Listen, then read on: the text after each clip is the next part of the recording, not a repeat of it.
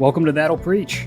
We have on our show today Ian Clary. Ian is a theologian, he's a historian, and he has a lot of interest in the field of the patristics, Protestantism, medieval thought, Baptist identity. He's got a lot of interests, and his academic work focuses on early modern evangelicalism and the reception of the church fathers after the Reformation. And he teaches at Colorado Christian University. Ian, it's great to have you on the show. And thanks for inviting me. It's great to get to meet you and just to kind of hang out and talk. So I'm looking forward to this. This will be fun.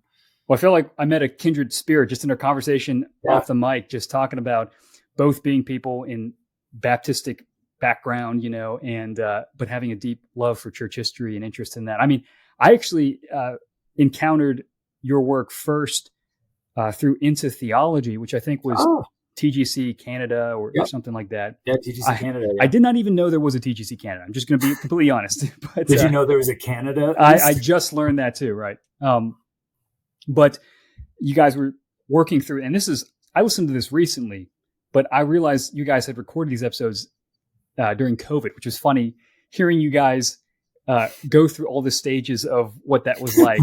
So I was kind of like looking at a time capsule. But you guys went through the Institutes of Christian Religion by John Calvin, which I was rereading, just trying to get reacclimated with it because I, thought I want to re-engage some of his work after many years of not having read it, and just found it to be really helpful. And I looked through and I'm like, oh, you and Wyatt, you guys, Wyatt Graham, you guys did Calvin, and you looked at Aquinas and Augustine, and I'm like, wait a minute, you guys are Baptists? And that was reassuring, maybe a little surprising, but also really cool. So maybe just to introduce yourself a little bit, how did a Baptist guy like you get interested in church history? Because Baptists don't like church history.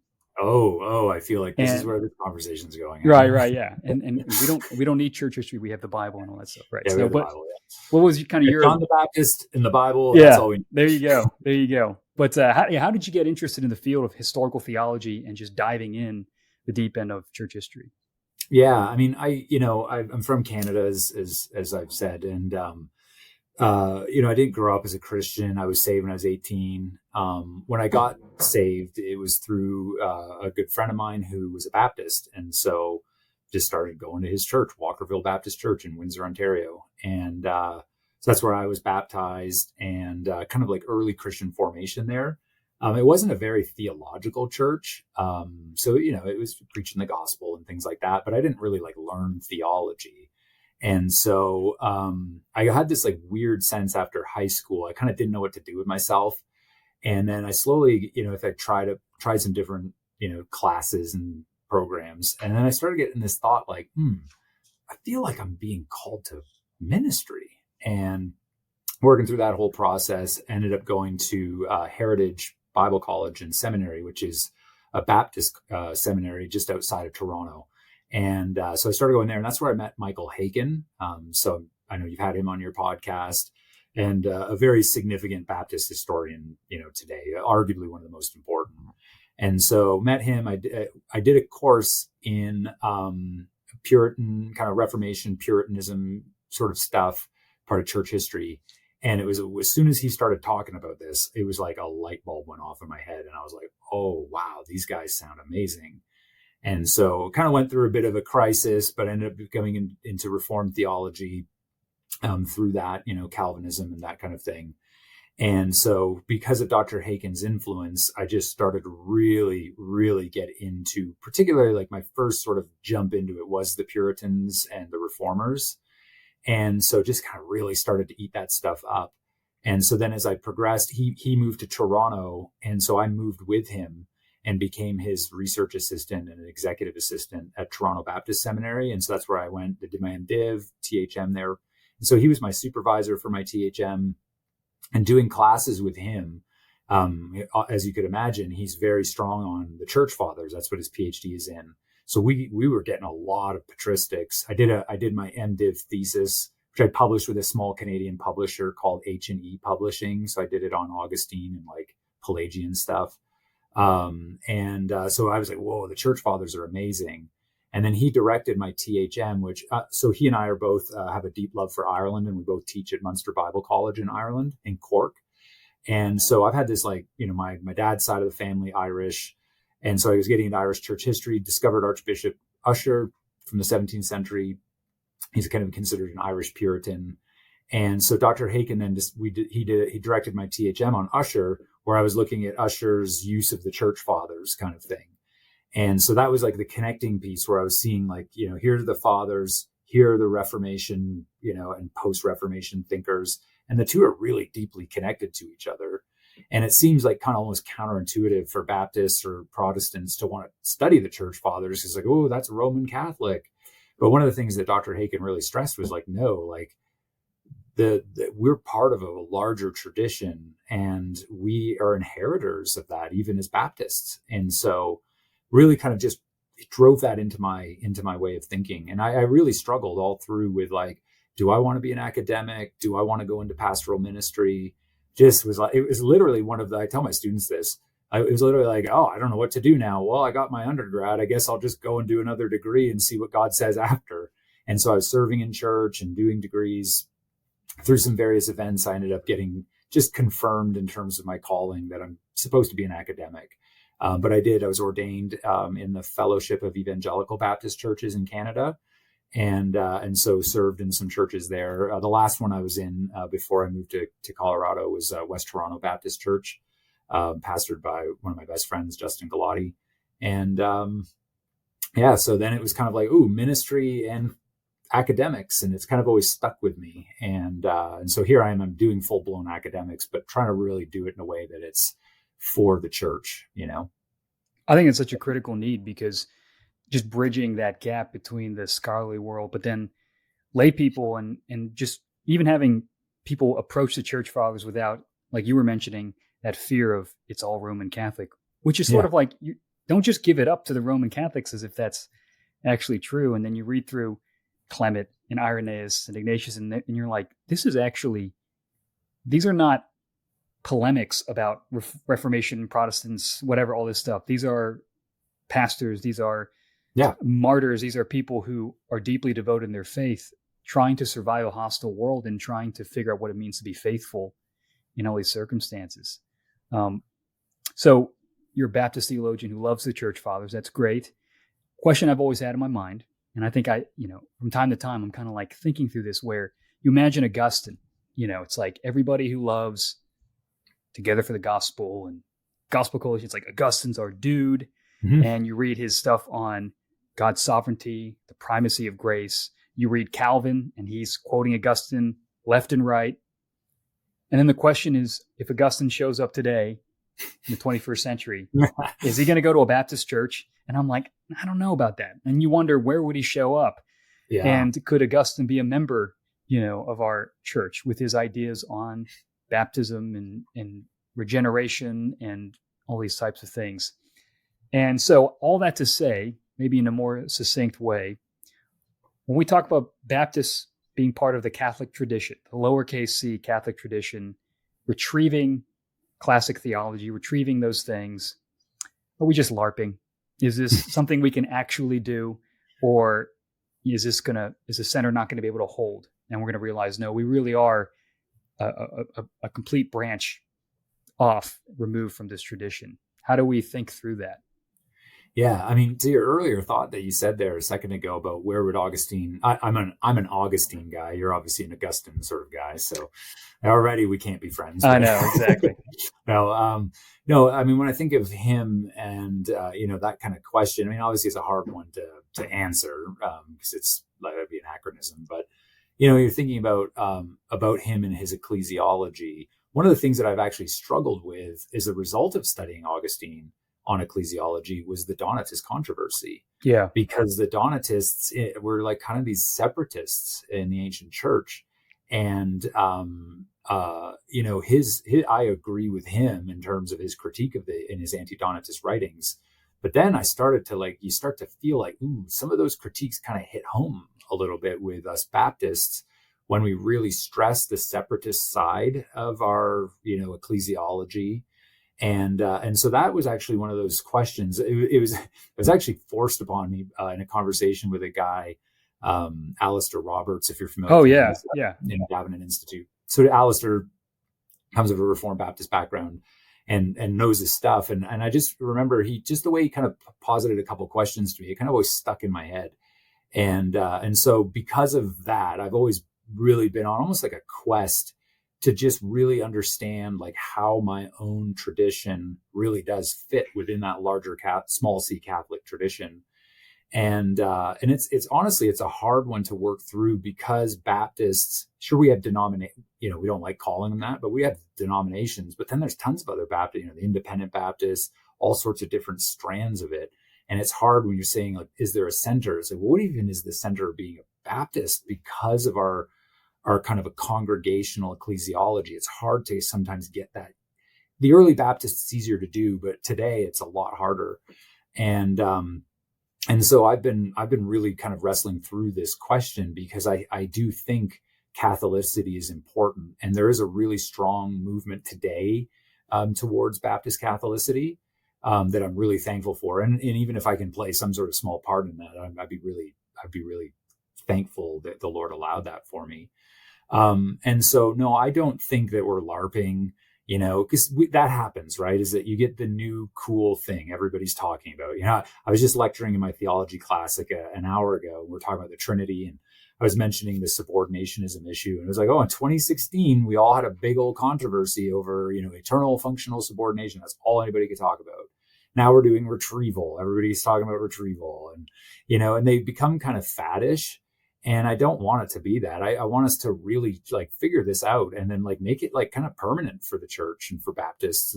This is who we are. It's not just some cool thing that we're talking about, but you got to do the real heavy lifting and the spade work, and it can be hard. But I don't think that we're just faking it. We are a branch. I mean, when you think of like Baptist or like the origins of the Baptists that stretch back to the 17th century in England, they very much saw themselves as part of like this Reformation tradition as it came into England through the English Reformation, and you get the rise of the Puritans. The English Baptists come out of that. So there's like literally a historically organic connection that you can trace, by looking at the documentation in the past and see that hard connection. That was one of the things Dr. Haken very much stressed for me, was that the Baptists are a form of Puritan, and the Puritans are a form of Reformation. And the Reformation is a form of the medieval, and the medieval is a form of, and so there's like this continuity, and so it's real, and I want us to be able to really explore and engage with that. So I've been doing some work on John Gill, just because I think he's somebody that could exemplify that, I think, very well. And I think it's important to see us as part of that larger body of Christ, and all of the kind of rich tapestry of diversity that you see there. We contribute to that tapestry in our own unique way. I think another difficulty is, especially with Baptist ecclesiology, and it is a great question of what do we mean, because you have Baptistic churches, which could include a whole host of charismatic churches, a whole host of churches that have a different ecclesiology than a strictly congregational. We talk about multi-site churches, all kinds of stuff, and they are connected by a loose set of affinities and credo baptism. I mean, that's like the connecting thread. And so even that, like, even today, I think Gavin Ortland, he did a video. It was like, stop dunking on the Baptists. Yeah. No, I haven't watched it yet, but it's picked up in my YouTube algorithm. I got to watch it. But Baptist can often be a title for strictly Southern Baptists. It can be for just modern evangelicalism. So, Hillsong can be Baptist. I like it. It's such a wide term.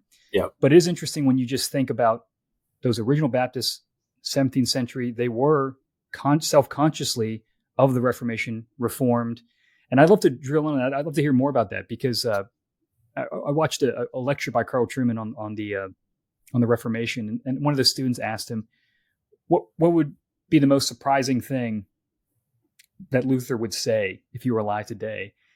And it was something to the effect of, he would not consider anybody in this room a Christian, either for their view on the Lord's Supper or their view on baptism. And so it's even before we even get to the question of whether Augustine would think that Baptists, are in, it seems like even within the Reformation, it's like John Henry Newman has a great line, to to be deep in history is to cease to be Protestant. Yeah, I wonder if there's like a quoted actually, so I'm glad you did. Yeah, yeah. I wonder if there's like a mini version. It's like to be steeped in Reformed theology is to cease to be Baptist or something like that. There you go. I like it. But maybe sketch that out, just starting from can Baptists, how do we understand ourselves, or those who are Credo Baptists, understand their lineage in relationship to the Reformed, and just to the Reformation in general.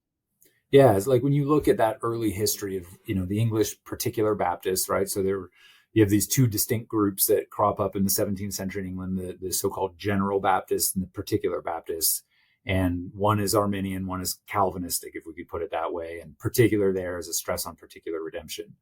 And so when you look at these two groups, both of them really do come out of the English Puritan tradition. And but they have it's a kind of an uneasy relationship, especially very early. I mean, it's hostile at certain times. They in 1644 published the first London Confession. And when you read it, it's so obviously Reformed. It's very, if we could say Calvinistic in that sense. But it doesn't I guess it didn't do as effective enough of a job for what some of the original framers would have wanted for it, to show that, hey, we're really part of your tradition. Here's our theology, and here's how it relates to you guys. And so I think it was even being handed out copies of it at the Westminster Assembly. They weren't allowed in, and so they were kind of hanging it out of the door as people were going by, such that by the time you get into the 1670s, really 1677 is when the Second London Baptist Confession is first kind of written and then published in 1689 after religious toleration at the Glorious Revolution. And that Second London Confession, they're trying to be way more explicit and self-consciously, we're in this however you want to call it, Puritan, nonconformist, Reformed, whatever, but we're part of your tradition. Look, our confession of faith here looks a lot like your Westminster Confession and your Savoy Declaration. And there's going to be changes along the way that will represent our distinctives. But nevertheless, this is part of this larger body of family of confessions of faith. And so they were really trying to stress that. And in the 17th century, it for good or ill, it doesn't always work. Because I think there's so much hostilities that are happening within the various denominations. Between the Baptists, between general and particular? Between general and particular, but also then the Baptists themselves, and then say the Congregationalists or Independents, and then the Presbyterians, then the Church of England, Yeah. So it's these concentric circles where we're, if you want to talk about intersectionality, my goodness, I know. Which, we're not going to get into that stuff, but and so it's we were just really feeling the heat. And I think that as that kind of as religious toleration really starts to take effect into the early 18th century, so that by the time you're going into, the 19th century, and you've had people your William Carys and Andrew Fullers and John Ryland Jr.'s and all that, they're now, because of the toleration issue, they're able to now have relationships with other groups, whether that's Presbyterian, Anglican, think of Ryland and John Newton were very close, and so you can see that as the toleration issue kind of alleviates the burden, you can see then that the Baptists are able to kind of integrate a little bit more because they're not feeling the hostilities against them. And I feel, I kind of hope maybe that we're still kind of in that trajectory, and things are kind of able to even open more, and we're able to see ourselves more and more, and maybe even use the tools of the tradition that maybe we didn't before because they were being used against us. I'm thinking of the Book of Common Prayer or something. And so that's how I kind of try to understand that, the historical development of that, us coming back more and more into self-conscious awareness of us being a branch of the larger tree of Christianity. You mentioned Congregationalists, and this is something I don't know a lot about, because it was fascinating to me to realize that the original Congregationalists were not Credo Baptist. And so how did that relation work out? Because when I think about the two distinctive marks of properly Baptist identity, it's Credo Baptism and ecclesiology. A congregation is ecclesiology. So how did that start with? Did they start out of Presbyterianism and then Like how did those shifts to Congregationalism and then to credo baptism emerge? Yeah, no, it's an important historical question, especially because, like, you've had from the Reformation all, in Europe all throughout into, like, I mean, even down to today, you have the Anabaptist tradition, which shares those two distinctives, right? Like a kind of an autonomy of local churches and believers' baptism, some form of credo baptism, which is, what I was saying before about the hostilities. One of the reasons that we Baptists could be treated poorly was because we were often being accused of being Anabaptists, which in those confessions of faith, we were like a very strong, we went to great pains to say that we're not Anabaptists. We're with you guys. And Luther had some strong words about the Anabaptists. He was not a fan, not a fan at all. I mean, I think like they were like the sad way of like persecuting the Anabaptists was they were like drowning them. Right. Oh my goodness, there's an irony there, but and so there's this like wrestling through trying to like maintain this kind of like identity in terms of those things that you just mentioned in terms of the ecclesiology.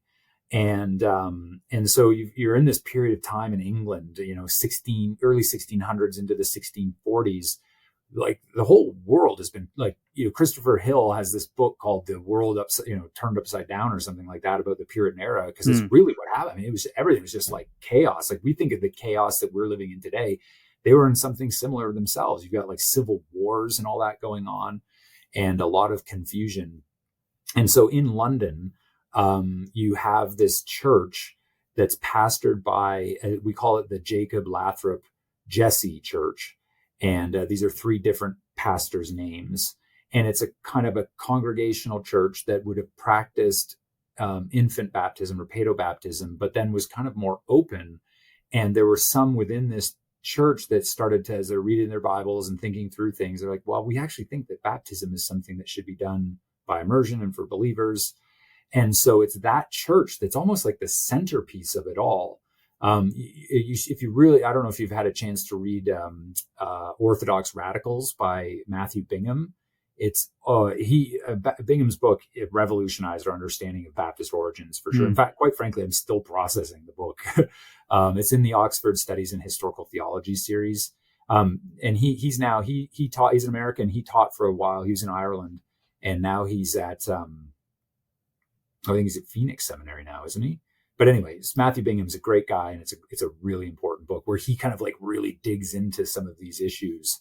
And so then from that Jacob Lathrop Jesse Church, then you have these other Baptist churches coming out of it and establishing themselves in London, so that you have like a handful of early London Baptist churches that are all kind of have that connection to that earlier one.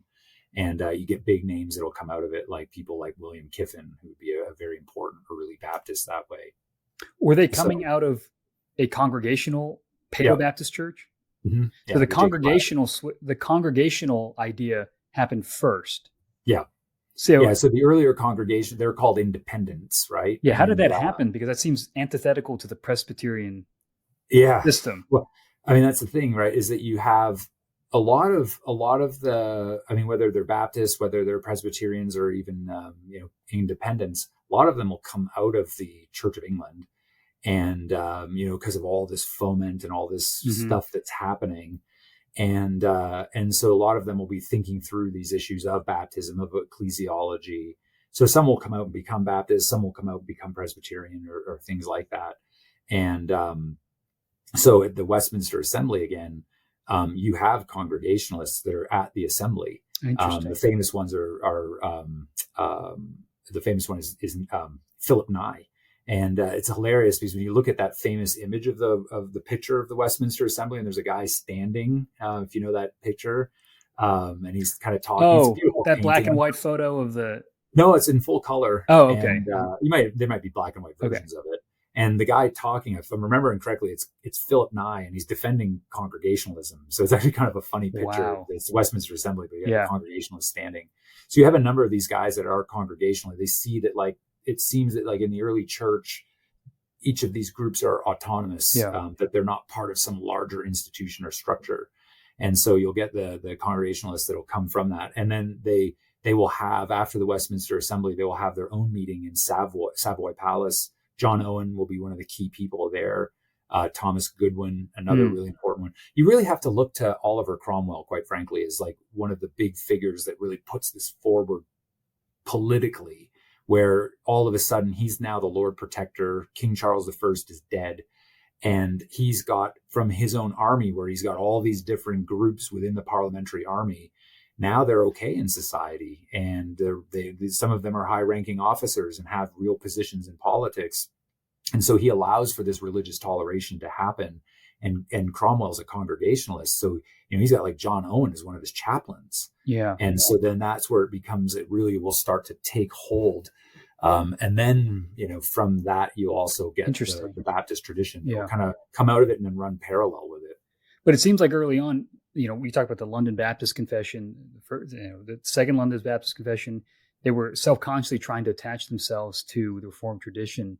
I remember reading the section on the Lord's Supper, and I'm like, whoa. I mean, it's talking about the real presence, the true feeding on Christ's body and blood, not carnally, but spiritually. But you're like, and it sounds pretty close to Calvin, and they have a very kind of thick sacramentology. And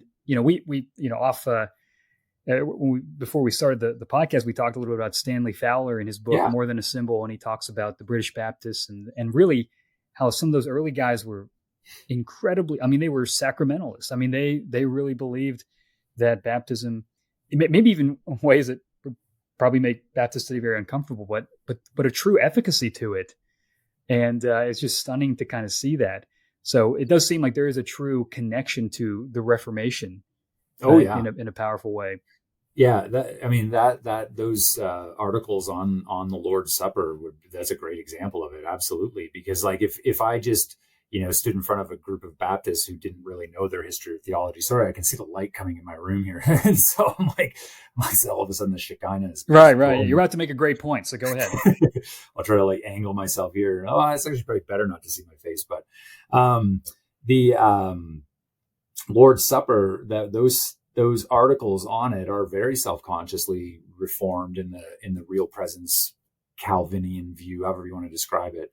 In that, you're receiving benefit, you're getting spiritual nourishment, that there's a spiritual presence of Christ there.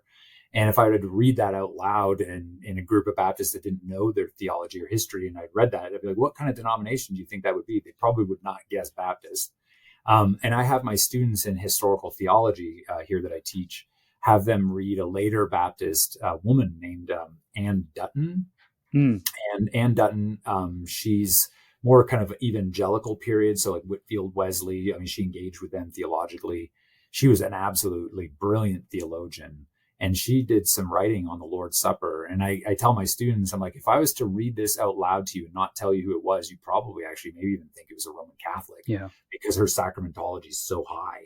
And so it's right there in the tradition. And like with every other Protestant denomination, as you get into like 18th, 19th century, you start to see the rise of a more kind of a bare memorialist view.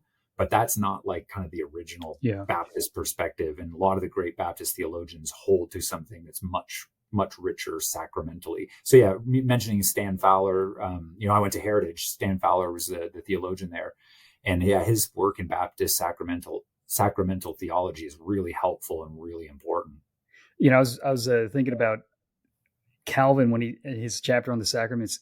He actually makes a comment about how the early church definitely practiced immersion or something like that. He said something. I'm like, ooh, Calvin, he's being a little spicy there. But it is funny to read some of the guys where they recognize, the word baptizo. Yeah, it has the idea of immersion in it, at least in the range of meaning of the word. Right. And you can see the practice in the early church that there's definitely,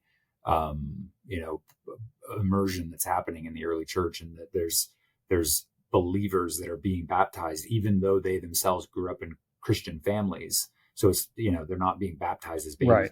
The theology of this is going to be very different than the distinctions we have now. Yeah. But nevertheless, you see it there still. It's fascinating when I was like, I started to read some of the earliest documents, especially on baptism. And you're like, I don't know that any modern day denomination can be like, that's us.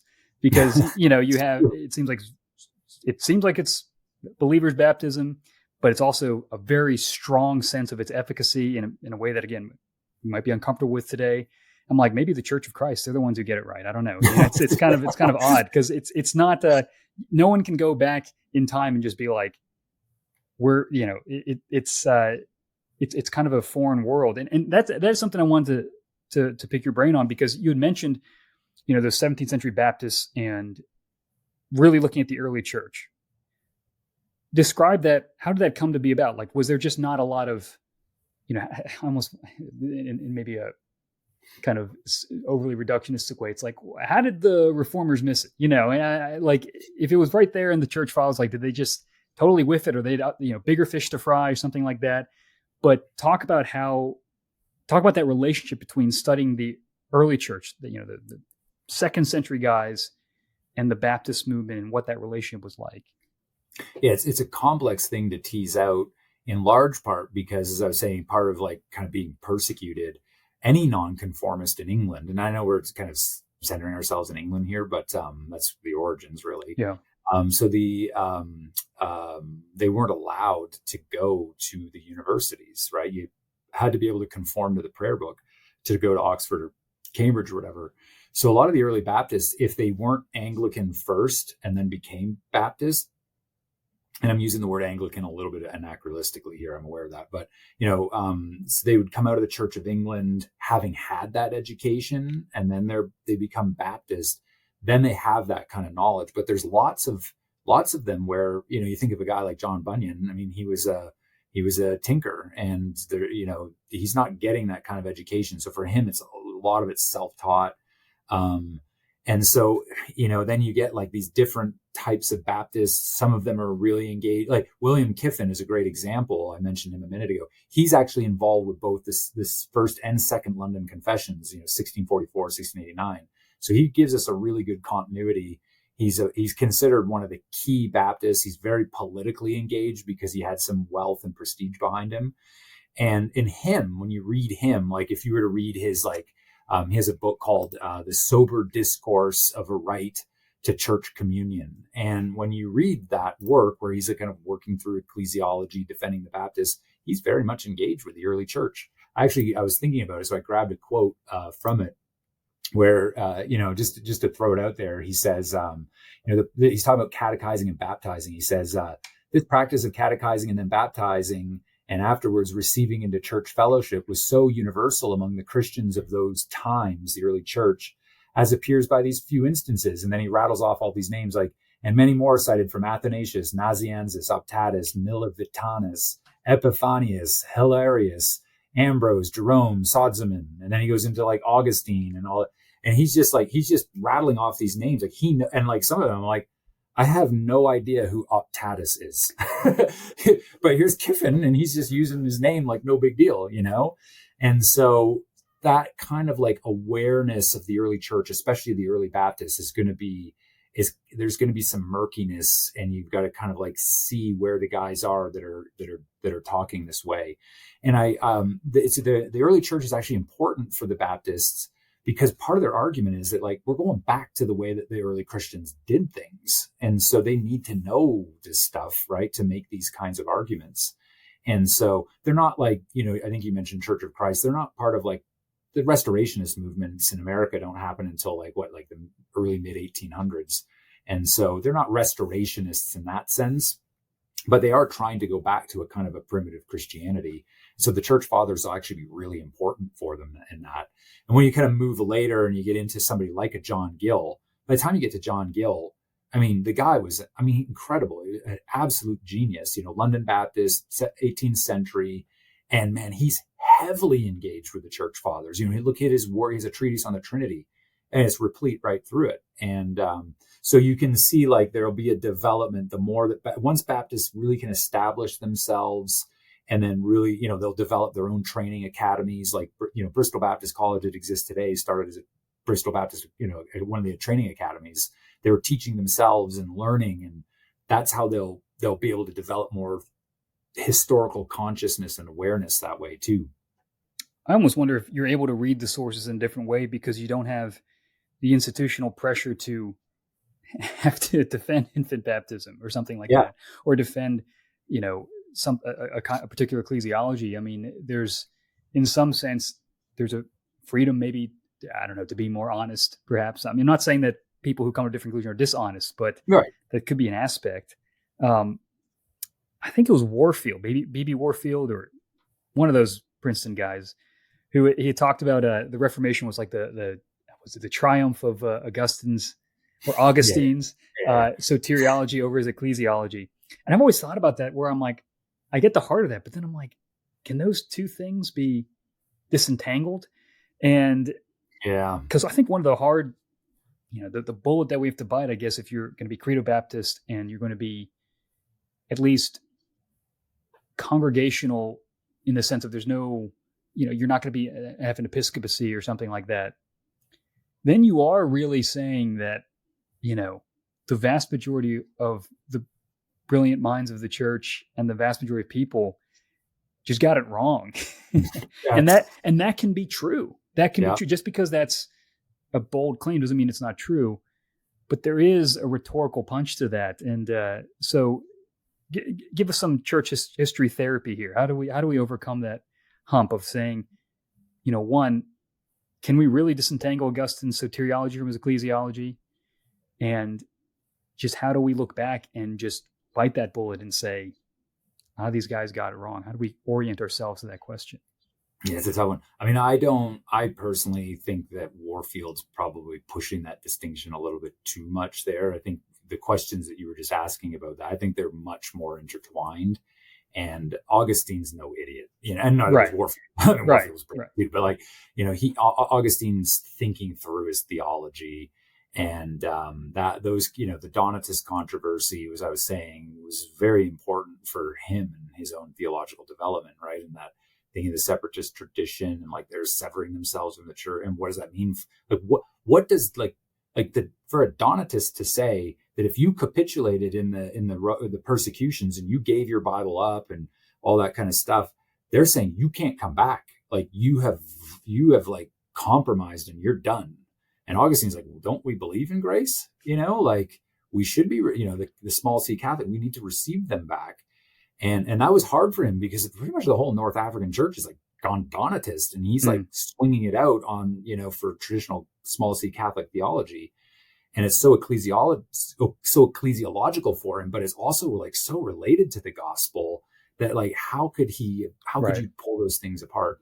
And we want to be careful too, because even when you look at his views of justification, you're just I know. I'm like, do we agree with the soteriology? Yeah. Totally, it's not exactly, justification by faith alone as we know it post-Reformation. Right.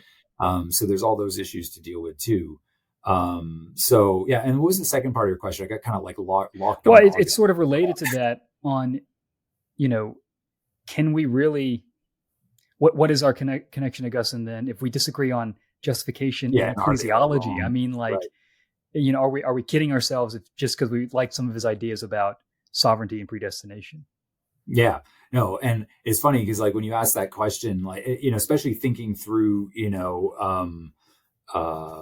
how we as Baptists can fit with our distinct theology. So if our distinct view of baptism basically says that you've got 1,000 or so years of people that have not truly been baptized, I mean, that's just when Jesus says the gates of hell shall not prevail, that seems like there'd be some prevalence there that if one of the core sacraments no Christian has really practiced, it's that's a big thing to say. And quite frankly, it's one of those questions that really hit me hard because I used to think that. So my own view is that as a Baptist, I do hold to a dual practice view, as articulated by somebody like Tony Lane. If you see that, David Wright has the Three Views book. Book. Okay. Yeah. And Tony Lane's chapter, and then his responses both to Sinclair Ferguson and Bruce Ware, I thought were super helpful. And that's kind of where I'm at. I don't know if I could baptize a baby, but I'm not saying that infant baptism is not true baptism. Maybe it would be an irregular baptism, but I'm not going to say that there's one baptism. And I think the regular expression of it will be believers in immersion. But you can really, Tony Lane does a good job. So does David Wright in showing that the early church, it's not as clear cut either way. We really, George Beasley Murray talks about converts baptism. Yeah. And that the other two sort of what we call credo baptism and paedobaptism kind of both come out of that. And I find there's something compelling about it. So it's funny, like years ago, this is where I was thinking this anecdotally when you were asking the question. I'm a fellow with the Andrew Fuller Center for Baptist Studies with Michael Haykin, and that's at Southern Seminary. And so years ago, we did a conference, and I gave a paper as a plenary on the communion controversy, open and closed communion. And I really kind of focused in on the Baptist Missionary Society, Fuller, Clary, Ward, and they all had different views of it. I published it in Foundations Journal. And so I do this talk. I'm standing in front of a room full of American Southern Baptists. I'm a Canadian, and my knowledge is all British Baptists. So I give my paper, and then all the questions that I'm getting addressed, that are being addressed to me, are all questions about American Baptists and the Southern Baptists, and I just didn't have the knowledge. And so they kept asking me questions like, what about closed communion with such and such association in Kentucky? And I'm like, I don't know. And that was what kept happening, was I kept saying, I don't know. And Dr. Haykin was on the stage, and he kept answering for me, and I was feeling like an idiot. So a friend of mine was also a speaker. If you're familiar with Mark Jones, Mark Presbyterian, right? He did a PhD at Goodwin with Joel Beakey. They did the Puritan Theology book. Mark's a friend. He's a Presbyterian pastor in Vancouver. He's a good friend of mine. And so Mark was speaking at it, and the night before we'd been hanging out, I dare say, at the pub. And he's saying to me, he's like, because I've never been baptized as a believer, you're saying I'm not really baptized. And his argument was the New Testament knows nothing of an unbaptized Christian. So really what you're saying to me is I'm actually not really a Christian. And so I'm like, and Mark has been so influential, and I've been so I'm indebted to him. So when he's saying this, I'm like, man, I don't even know what to say here. And so next day, as I'm dying with these questions that I'm getting pummeled with, Mark raises his hand thinking, I'll give him an easy one. We were talking about this last night, so he'll be all right. Throws that question at me, and I'm like, dude, you're killing me here. I don't know. But that moment, and that's what forced me to have to think through this question of was there no baptism being practiced at all in the last couple of thousand years? That's a very, very strong claim to make that I just don't think is true. I wouldn't want to say that they're not really Christians. And so I actually ended up changing my view in the long run. I used to be very strongly closed communion, and now I'm open communion because of that question. I think infant baptism is a form of baptism. So I'm not as purely Baptist maybe as I used to be, but and because of that question you're asking is it's so important. Were they not baptized? What does that implication say? It's a dangerous implication, I think. I think it was I saw an interview with Fowler where he was for open communion. It's interesting because he also was very strong on what baptism was, and yet he had this for the sake of charity. And I mean, what is Haykin's view? Does he take to a closed communion? So he, and it's been a long time since he and I have really talked about it, so I don't want to speak for him now, right. But it was funny because I was very strictly closed communion, and he was much more on the open communion side, so kind of influenced by Ryland. And then weirdly enough, we kind of crossed paths, and he went more closed and I went more open, really? Which was funny. But we would both say, and he was the one who asked me to do this talk, and because and one of his major emphases in his own sort of scholarship is the theology of friendship. And so that was kind of the angle I was taking, was I was looking at the Baptist Missionary Society as a group of friends. They're brothers in Christ. They have this shared mission together of sending Clary to India. But you've got John Ryland Jr., who's an open communion Baptist, and then you have Andrew Fuller, who's a closed communion Baptist. Yet the two of them, and then William Ward, who goes with Clary, who's strongly open communion.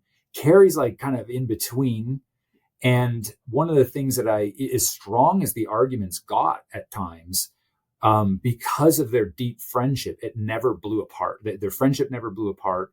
And so therefore the mission of the Baptist Missionary Society was successful, even though you've got these differences between them. And there were very strong differences.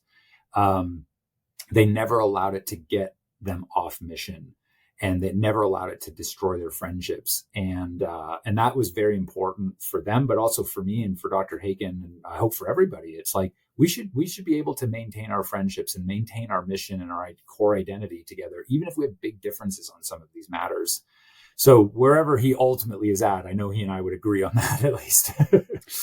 Well, what about just thinking about ecclesiology? Because you read through the early church, and there's a lot of stuff about bishops and presbyters, but sometimes there's some concept shifting where people are reading back in modern ideas.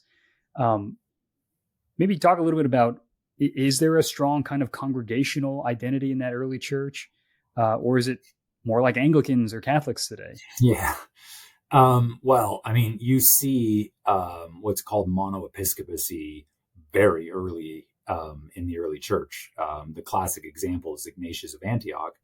And Ignatius is like apostolic father, like he's right after the New Testament. I mean, he actually sat at John's feet. And he's in Antioch, right? Like the church that Paul had been in.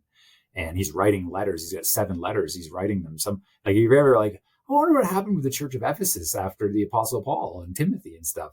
It's like, just read Ignatius's letter to the church in Ephesus and you'll find out. And he's a bishop, and he's addressing bishops, and he's seeing them as like, having oversight over, as we would understand bishops today, is kind of like a pastor for pastors.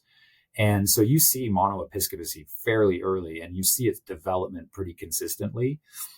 And so this has actually been another issue of mine, because if you take like a strict regulative principle of worship perspective, you really, I don't think I can see why you wouldn't have bishops. Right. Because it's not clearly articulated that way in the New Testament, but it's really weird to me. It's like, why would it develop so quickly after with somebody like Ignatius of all people? And so I think that like they would see that the New Testament, maybe it's not prescribing it, but it's definitely something that's possible to come out. Yeah. And a lot of it was like, they had to do it just for, institutional reasons. Like it was just easier structurally to have that and to be able to work together that way. And that's why I think a large part develops. So when I used to be, when it would close communion, I was also very strict regulative principle.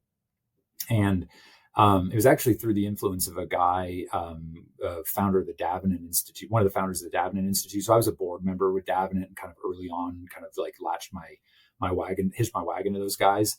So the first president is Brad Littlejohn. Yeah. And Brad has done a lot of work in Richard Hooker, English Reformation, Anglican, who kind of, his laws of ecclesiastical polity is kind of like shaped Anglican thought and ecclesiology. And Hooker's, sort of like not regulative principle. And if you read through the laws, I was convinced then that the regulative principle is too strict and too hard to practice. And I don't think actually is something that's required from the Bible. Let's put it that way. So then once I and this was years ago, it kind of been more open and wasn't that strict regulative principle for me, then accepting the idea of a bishop was not a big deal. And so it's not something that I would personally like get worked up if all of a sudden, because we do it de facto, right? Like, we do. Yeah. You can't help it. It's like, yeah. So like the, here in Colorado, you have the Colorado Southern Baptist Convention. And then within it, you have a group called the Calvary Family of Churches.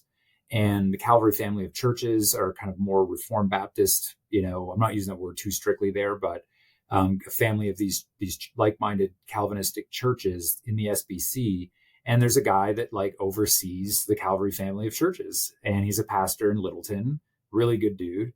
And he, in a weird way, is a de facto bishop over this group of churches, and he's a Right. Baptist. And we see that everywhere. And I don't think there's anything wrong with it insofar as that like it doesn't lead to like abuses of authority.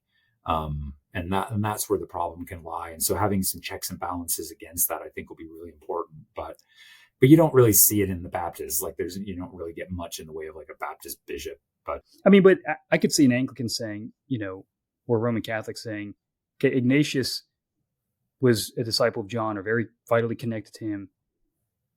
Would we have to say John was like, hey, a good way to organize your church is pick one guy to be a pastor to the pastors.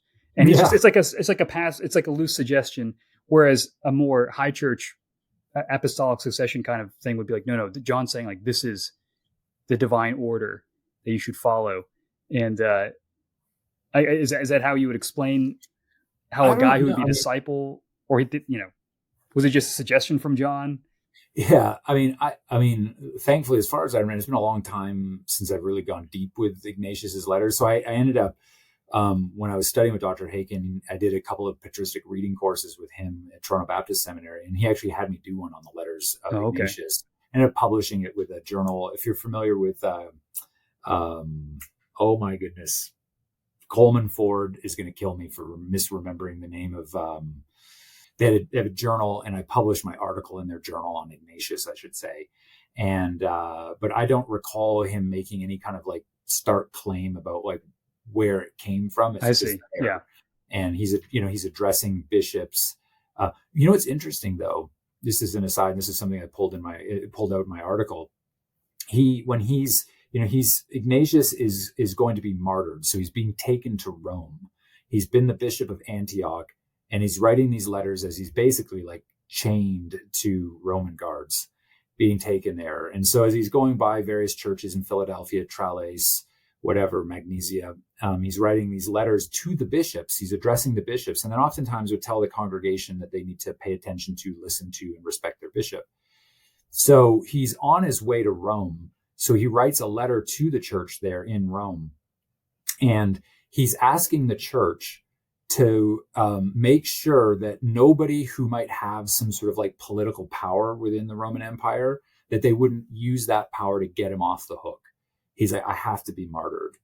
And because he realizes what it would mean if he kind of like, these other martyrs can't get off. I'm now gaming the system here. And like, how committed am I really to this? So he's like, I have to be martyred.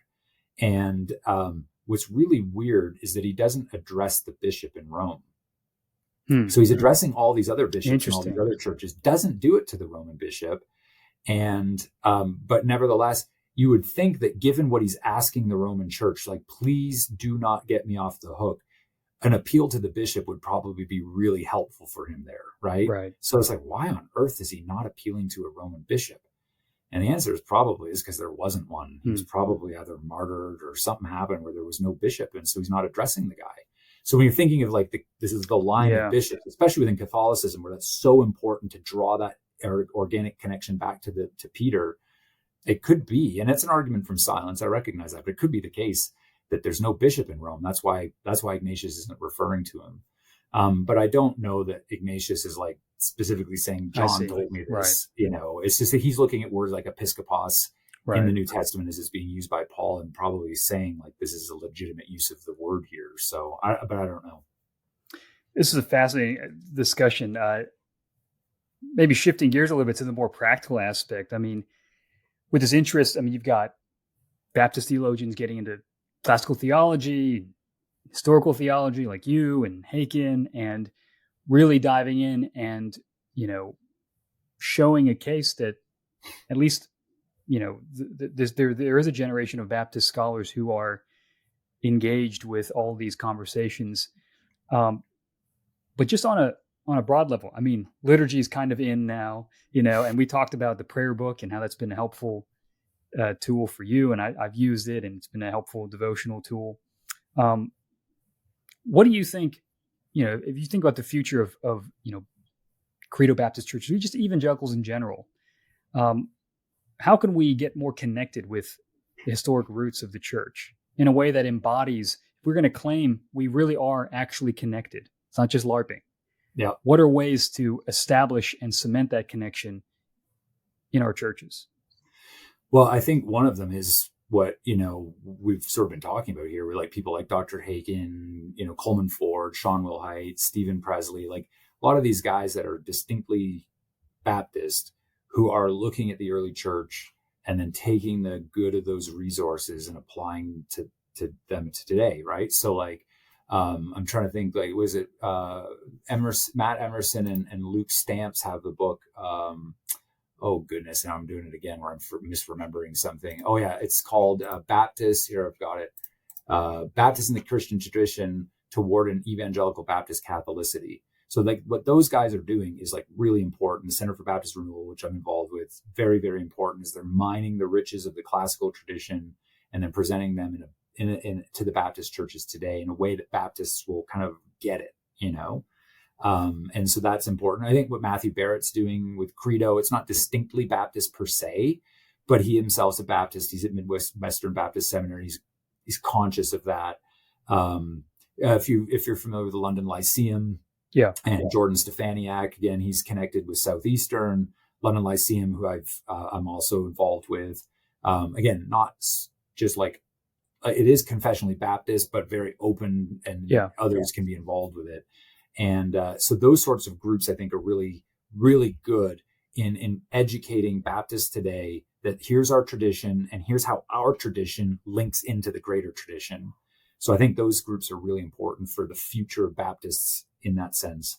And then what you're saying about liturgy, I think liturgy is probably going to be that key where, something like prayer book, like I joked before we started the podcast, I kind of call myself like either an Anglo-Baptist or a prayer book Baptist or something. And I have mine right here, and when this came out, it revolutionized my prayer life.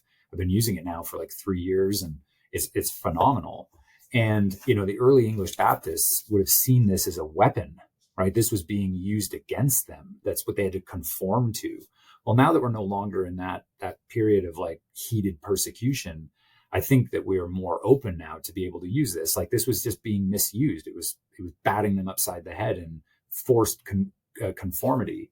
Now we don't have forced conformity. I think we have the freedom to use these things. I still feel a little guilty sometimes when I'm, but so I think that in terms of private devotion, and then like on a much bigger scale, because of the influence of guys like, Matt Emerson and Luke Stamps, they're really kind of helping to Baptists to see not just like the value of like, ooh, this is cool to be liturgical, but like, no, these liturgies, I mean, you think of like Lent and Easter, I mean, that goes right back into the early church. Like this is Christian liturgy. We're Christians. We have a right to this too. And we should be incorporating it more and more. And I think that helps give that organic connection. And it also fulfills a lot of the spiritual yearnings, I think, that we can have as low church people. And we want something a bit richer, something that has a bit more of a kind of a mystery to it. Something that feels a little otherworldly and different than the world that we live in. And so my thinking is, and I think to get like something, I know it's being worked, actually, I'm not going to say, because I don't know how public some of these guys are with some of the work that they're doing on this. So maybe I shouldn't say, but I know that there's being right now really cool work being done on like Baptists and liturgy. That's great. And there's some groups that can do it that might be a little bit more kind of more, I don't want to say left wing, but within evangelicalism, maybe not as like strictly reformed as other groups would be. And so there's like some good work being done in terms of like Baptist Catholicity, but maybe not all of us in the Reformed tradition really always appreciate what they're doing or aspects of it. So, so groups like, Andrew Fuller's Center for Baptist Renewal, they're doing it in such a way that us more reformed minded Baptists could really appreciate and latch onto and then go forward with it. And I just think, is there anything even really that there's nothing in principle that a Baptist or non-dom credo Baptist is just in principle opposed to in terms of some of these liturgical elements and all these types of things. Yeah. And I do think, just when you were talking about how a lot of times conflict can force overemphasis on distinctions in particular ways. And I do think that you see today, I think it's because there's like progressivism has taken such a hold in church and in culture and society that now you have conservative Anglicans and conservative Baptists, conservative Presbyterians, you've got conservative Roman Catholics who are all like agreed on issues of gender and sexuality and just the idea of having Christianity be something that's embodied. They're actually, some of those walls are coming down, and it kind of shifts the conversation where people are kind of learning from each other. Mm-hmm. And that's interesting. I'm curious to see what's going to happen in the next 10 to 15 years, because I do think that there's all kinds of realignments. And affinity is less on, I mean, if you think about like Together for the Gospel Coalition, all these types of things, they're not gathered together by common baptismal practice or even low church, high church aesthetic. They're bound together by a particular outlook on gender and soteriology and particular issues that they want to advocate for. And that turns out, and in some ways, R.C. Sproul, just use another big name, R.C. Sproul and John MacArthur have more in common than John MacArthur does with somebody in his, more theological camp. Yeah. And so it is really what a time to be alive. It's kind of an interesting time, and I'm glad that there's work being done by Baptists to sort of make it safe, I guess. Yeah. Yeah, and it's just interesting too. Like I'm just like fascinated by the question and just kind of want like. As a historian, like you're almost like a detective, and you've got like this question that you're asking, and you're just trying to figure out the answer, and you're just going through all kinds of documentary evidence and trying to recreate, get in the mind of people, all this kind of stuff. And it's just my personality. So I just like, oh, there's a cool question. I just want to go figure that out. And this is not only a cool question, but actually a really important question. Right. Not just for Baptists, but I actually think just for the church at large. Like we have stuff to offer them. Absolutely. We have contributions to make to the larger Catholic tradition, and I want us to be able to enrich the church at large with those contributions. So I think it's just good for the body of Christ overall. And it's a popularizing. I mean, I think just there's so many. If you think about just Credo Baptists or non-denom or Baptist churches, I mean that's like such a demographic in America that if you want liturgy to have a resurgence, if you want church history to have a resurgence, that's a great conduit for that to happen, just on a population level. And it. And I was just thinking about this, where, I mean, we're still in church history, and we don't know how things are going to change. I don't think anyone could have imagined, 200 years ago, or 500 years ago, or people in the early church could have imagined what would happen. And so, to me, that's kind of a cool thing to think about, where the church is not yet what she will one day be, and we're just one little piece of that puzzle. And so the possibilities, who knows what could happen? Maybe we'll have a Baptist patriarch or something of the West or something like that. Maybe it'll be you. I didn't want to say it out loud. Right. I didn't want to say it out loud, but that is what I'm hoping to aspire to. But oh man, Ian, this was a great conversation. I mean, we could go on. I appreciate it. This is fantastic. I appreciate your scholarship and your work in this area. We'll put some links to some of your work, and people can check that out. And Ian, appreciate it. Have to have you on again sometime. Oh, I love it, man. Thank you. Appreciate it too. Thanks for listening to this episode. If you liked it, please support the show and consider becoming a Patreon supporter. You can find all the links to our YouTube channel and our Instagram account in the show notes. Thank you guys for joining us.